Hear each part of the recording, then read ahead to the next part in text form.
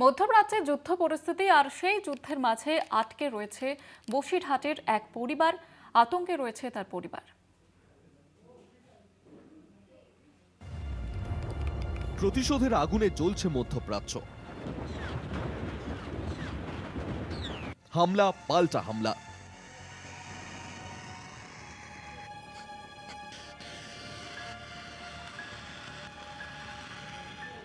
একদিকে ইসরায়েল ও আমেরিকা, অন্যদিকে ইরান।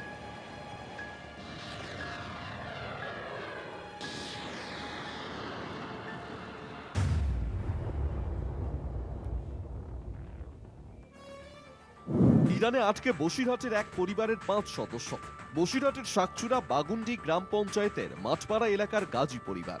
8 বছর আগে পড়াশোনার জন্য ইরানে যান 34 বছরের আমির হোসেন গাজী। সঙ্গে স্ত্রী উষা পারভিন ও 3 সন্তান। পড়াশোনার পাশাপাশি শিক্ষকতার সঙ্গেও যুক্ত তিনি।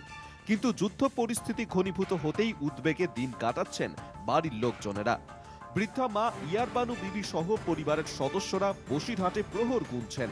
শনিবার শেষবার ফোনে কথা হয়েছিল, তারপর থেকেই যোগাযোগ বিচ্ছিন্ন।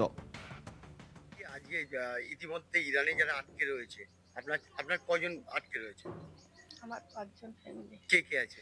আমার ছেলে, বৌমা, 3টে বাচ্চা। হ্যাঁ, আতঙ্ক কাজ করছে তো, ভয় লাগছে তো।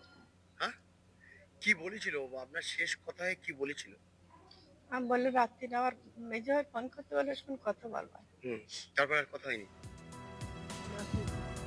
ইরানে বন্ধ ইন্টারনেট পরিষেবা। লাগাতার মিসাইল হামলার খবরে আতঙ্ক আরো বেড়েছে। তারা কবে ঘরে ফিরবে, অপেক্ষায় পরিবারের অন্যান্য সদস্যরা। বসিরহাট থেকে সঞ্জিত চক্রবর্তীর রিপোর্ট, কলকাতা টিভি।